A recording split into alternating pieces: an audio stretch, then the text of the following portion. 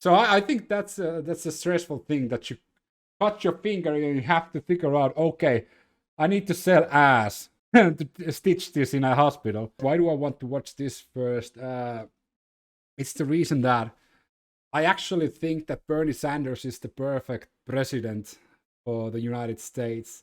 Like, I think Bernie Sanders is the one that could actually make America great again, which is ironic because that's like MAGA people. You don't really want to be associated with them. But I truly believe that Bernie Sanders would be the perfect president for the United States of America. So I'm eager to see what the Finnish ambassador, what sort of bullshit did the Finnish ambassador say? Okay, Mr. Ambassador, thank you so much for coming to Vermont today, and we had a great time at Hogwood Union.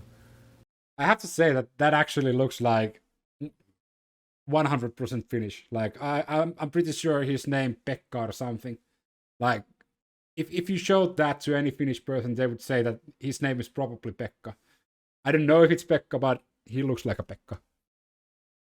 High school in Moortown. Let me begin by asking you a pretty simple question. For 5 years in a row now, the little country of Finland has been acknowledged by international studies as being the happiest country on earth. Why do you think that's so? If our ambassador says anything else than that that's lies, he's not Finnish. Every single Finnish person thinks that those studies are lying because we aren't happy. No one in Finland is happy. Everybody just wants to fucking live, work, and die. That's the Finnish dream. I don't know who made those studies. I don't know who they were like interviewed, but it's actually baffling that a lot of like Finland would be rated the highest, like the happiest, considering like we have a lot of like domestic violence per capita, for example. There is a culture of just men beating women inside their houses when they drink too much Koskenkorva, which is a sort of booze made from oats. There's a culture of that. And that's not the only one. Like punishment for children for behaving bad, that's still a thing in Finland. We are ranked #1 racist country in Europe. So there's a lot of like factors that would actually go against being the happiest nation in the world. Although a lot of like right-wingers, far right-wingers are saying that because Finland is so racist, that means that we are the happiest nation in the world, which I don't agree, but that's a funny joke though. I think it was Mikko, so it was quite close. Mikko, Pekka, well, I was close. you don't have obviously any easy, obvious explanations. It can't be the climate, it can't be the happy neighborhood. Is the camera out of focus? Like, it's actually disturbing me. Yeah, the camera they are filming is out of focus on Mikko there. I think the reason It might be the ball. Look at the shine. It could actually fucked up with the camera. been trying to study that. I think one of the indicators that we have seen is that there's a high degree of trust in institutions and in other people. So that is true. Like we trust each other, even though we don't want to talk to each other. We trust each other. Our front door hasn't been locked since we moved here 2 years ago, and it still isn't. And the back door of our apartment can't be even locked. Yeah, there's a huge trust. Like, you can keep your doors unlocked in Finland. Of course, there's neighborhoods that you can't, but majority of the times you can. It's not a myth here. Also, you can pass out to like a bus stop and no one would drop you. That's also not a myth. That's the real thing. Of course, again, there are like drug addicts. There are bad people who will take advantage of you. But majority of the time, you can actually pass out to your, for example, like a park bench or something in Turku or Helsinki. So people feel that they belong to a society, and they feel that the society is also working for them. And I think there is also an element of being relatively stress-free, because we have a system that kind of covers some of the basic elements and needs of your life. So Okay, I think the ambassador is actually spoon feeding Bernie Sanders. That's what's happening. But stress free, I don't agree with that. Considering like the average Finnish person works for 5 days and is drunk for 2 days and starts all over again. That's not stress free living. Like they work to have money to drink. Also, like there are people that live stress free, which is okay because of our social security that's actually like working, so you can live stress free if you want to do whatever you want to, and you will be taken care of. Even though there's a large amount of people that don't want to have that social security available in Finland, even. But I think our ambassador is actually spoon feeding Bernie Sanders what Bernie Sanders wants to hear. As you can see, that subtitles are going to healthcare and social services. So you can actually count on support in many important fields like education, healthcare, social services. So I think it doesn't make our life problem free, but I think it kind of reduces the stress that most of the people have, and this is the reason. So I don't think happiness means that we are sort of laughing all the time, but it means that we are basically rather content with life. All right. One of the things I think we don't discuss enough here in the United States is the incredible degree of stress that people live under and anxiety.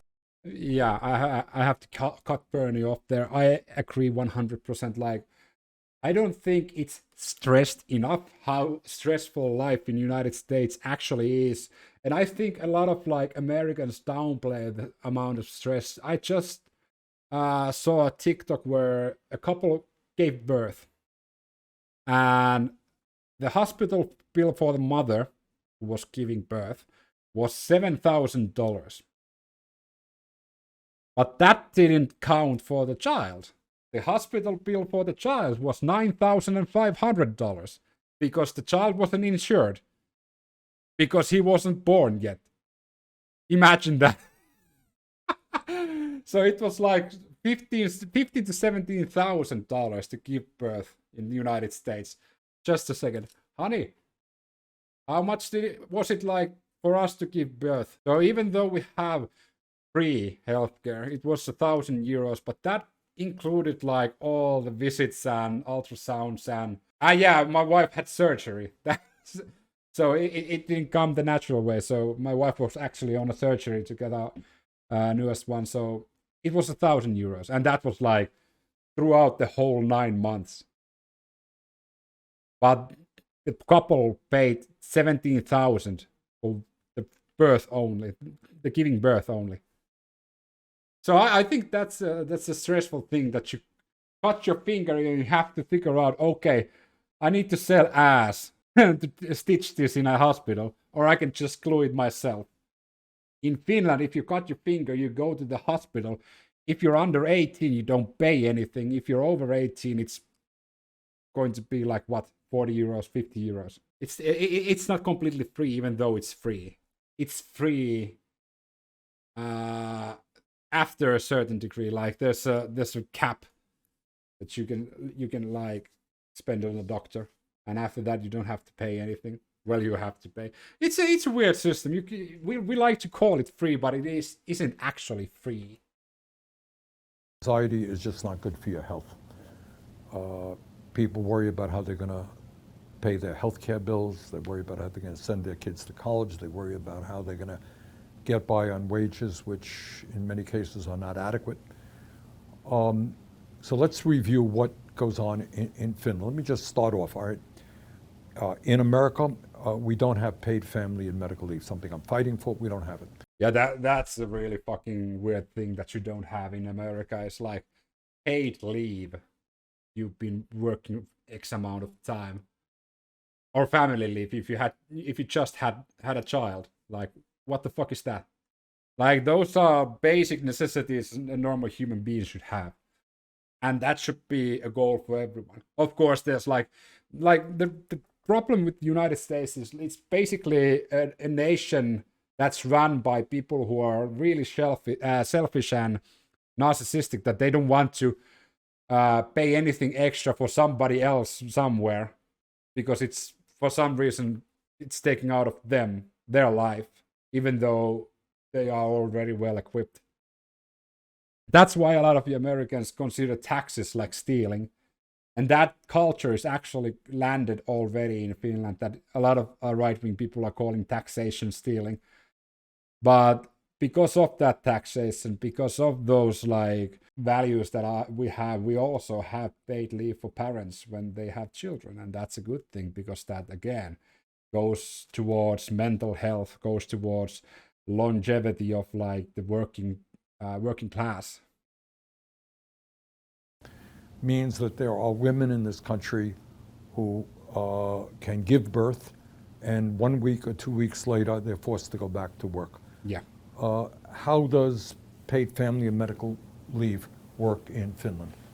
Our system is based on the universal maternity leave package, which means that for the first 3 months, you get 100% of your salary. So you have a baby. Yeah, you have a baby. For the first 3 months, you got 100% of your salary. Yeah, and then up to 1 year, and even more so, you have 60-70% of that salary. So you actually, your financial security is. Didn't they pump that to 80 though? I think it's 80 now, 80% of the salary. Is taken care of in that way. Then, of course, very important in our society is also the fact that parents can divide how they use the time. Yeah. So actually, it's also the father who can stay home. So mother can actually return to work, and then the father gets the compensation. So it's not only kind of dedicated to a mother. And that's also like, depending on who makes the most money, like the families can actually like play it smart, like 200 IQ. If the mother makes more money, then it's smarter for her to stay home, because, well, she gets the more of the salary without basically doing anything. Okay, she has to raise the child, which is work, but again, getting a good salary from raising your child is actually a benefit, in my opinion, like mental health wise. And the other way around, if the father makes more, then the father should stay home. That's how I see the thing. Of course, like everybody can do what the fuck they want, but that's how I reason it. Our country, there are hundreds of thousands of people who go bankrupt because of outrageously high medical bills. How much does healthcare cost for the person in Finland? If I'm sick and I end up in the hospital, what kind of bill do I pay when I get out? I think in our case, if you get sick and go to hospital, then the bill you get is basically it's only a tiny fraction of the real cost, because that's taken care of by the state health insurance. So after a time in hospital, you may end up paying a few $100s, depending, of course, on some of the things. But it's a symbolical cost. It's not anywhere near the real cost. When a mom and dad go to work, they worry about, their babies. Tell me about the childcare system that exists in Finland. Well, our childcare system is mainly, we have municipal childcare centers, and so it's a public system. We also have private kindergartens, but in my case, I only can tell my Helsinki experience. Basically, the range of payments starts from 30 euros, which is basically now $30 these days. It depends. $30 a month? Yeah, a month. It depends on your income. Then the maximum rate for high income earners, it's $300 per month. Okay, $300 a month is $3,600 a year. In this state of Vermont, which is just about average for the nation, it's about $15,000 a year. 5 times more.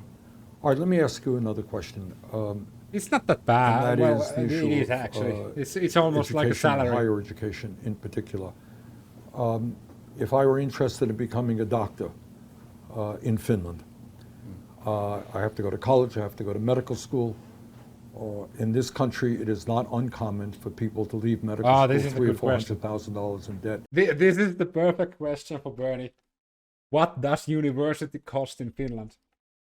This is like the perfect ammunition for Bernie Sanders, especially because it is like you have to take student debt to go to universities in the United States, unless you're like born with a golden spoon up your ass. How much debt do I leave medical school and college in Finland? Well, basically, there are no fees there are no tuition fees, so it means that you don't pay for the education itself. You get state financial aid for students for your living expenses. Then it basically depends on a number of factors if you need to borrow some money. If you don't have the time, if you really want to focus on your studies, you don't want to supplement your income by working like sort of part-time, then of course you can borrow money and then you can have some debt, but still like in many cases people graduate without having any debt. So I never took student debt, but I worked, but I have to ask my wife again. Isn't student debt interest free? Are we talking like 1%, 2%, 3%? Yes, until you start to pay it off. Yeah, Cedric just wrote. Okay. So when you start to pay it off, it's like 1% or something. Like you don't have to take student debt in Finland, and of course, like there's factors that you can't actually have. Oh, so you if you graduate in time, they will cut the loan by 40%. That's actually a great thing. So did I. So I was lucky in that sense. In the United States, and I know all over the world, people can make a good living and do important work without a 4-year college degree. What do you do in terms of technical education to make sure that people can become, good construction workers or whatever? Yeah, we run a system of vocational schools. So usually people go to vocational school after the comprehension school. So that takes 2 years, 3 years, and then they graduate and they usually start in different kinds of professions. I think it's really important path in our education system because we know that you need also skilled workers, people, but it's not only skilled workers. They need to have good basic education so that they can be retrained down the road because the needs and professions change. So we always try to make sure that they get the good basic education, then vocational training, which is ample and enough for demanding professions, okay. But then also can be retrained later on in their lives. All right, I'm not going to get you involved into American politics. That's not something you do. I can't do that either. And you can't do it, and you won't do it. But what I am interested in is the nature of the system. In this country right now, billionaires can spend hundreds of millions of dollars electing the candidates that they want. Tell us a little bit, if you can, about the nature of the political system in Finland, and can somebody spend zillions of dollars to get elected? How does it work in Finland? Well, basically, it's a parliamentary democracy. We have several parties in the parliament. You have a number of parties. Yes, we have a number of parties. We have, I think, 9 parties now in the parliament. So, and they are coming with different profiles. We have elections, parliamentary elections in every 4 years. We have certain rules to control the financing the candidates get, and we have certain limitations on that. How does it work? And of course, I think we have a culture in which kind of an outsized contributions. I think that wouldn't be perhaps good news. Yeah, Finland has a notorious history of not liking people who are backed up by huge amounts of money, unless you're a right-wing candidate. Like Hjallis Harkimo, which is one of the big millionaires in Finland, he was backed up by Russian oligarchs and shit, and people didn't give a fuck because all of his fans who voted for him, basically, well, they're all the same. They think they are better than everyone, and they think they're rich, even though they aren't. So they were just like fanboys, basically. But yeah, there's like systems. If you get large enough of a donation, like there needs to be a bureau check into that. It's going to be investigated as a form of corruption. So there's actually possibility for like huge consequences. So that's the reason why, if you're a gillionaire, as Bernie Sanders so nicely put, it's not possible to buy a candidacy here. For the candidate. So there's a kind of, I think the people expect that these kind of contributions are staying within the certain limits. Yeah. All right. In the United States, we have more income and wealth inequality today than I think perhaps in the history of this country. You got 3 people who own more wealth than the bottom half of America. Top 1% owns more wealth than the bottom 92%. Recently, a study came out where CEOs of large corporations now make 400 times what their workers earn.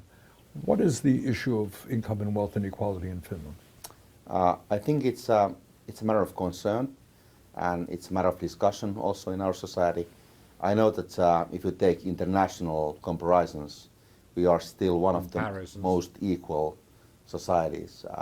I think the differences have been growing during the last couple of years, but I think if you compare, I think we are still doing fine. I think people do think it's important that the what I've seen studies and statistics, Finland is one of the most equal that comes to payment between like age groups and genders. But there are still income inequalities, for example, the super rich and the super poor. But because of our social system, because of how our society has been constructed, the super poor can't be like as super poor as they are in, for example, the United States. They are still poor, don't get me wrong, but unfortunately there are factors, there are the right wing that wants to destroy that system that we've built, because they don't give a fuck about poor, they don't give a fuck about other people.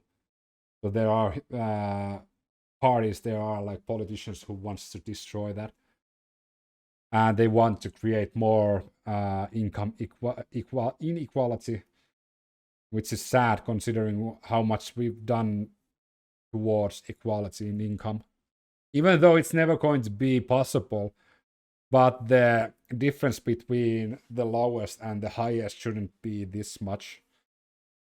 And I think the middle ground should be larger. That's a good income sign. Disparities don't grow too much, that we stay sort of more or less on the same page. There are differences. You can make a better living, you can become rich in Finland, you can become a millionaire. That's all possible, it should be possible. But of course, in our case, we also try to make sure that those who earn more, they also have to contribute more. So you have a progressive tax system. We have a progressive tax system. Okay. We have a heavily progressive tax system. Finland shares an 800-mile border with Russia, and obviously all over the world and in Finland, there's been deep concern about this horrific invasion of the Ukraine by Putin.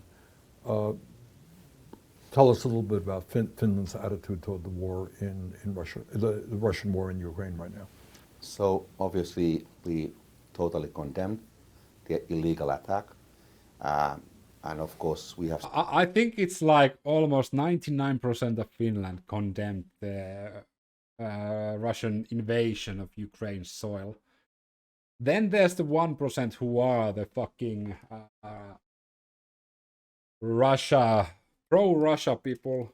That actually is, one of them are in our parliament at the moment. And they are just like spouting Putin propaganda. There's 1% that really loves Russia and hates the Western countries. But other than that, like 99% probably condemned the attacks because, well, it's built in us to hate Russia.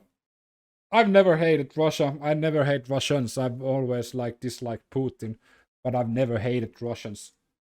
And I've never considered Russians itself to be a threat, but I've always known that Kremlin and the oligarchs and Putin can be a threat.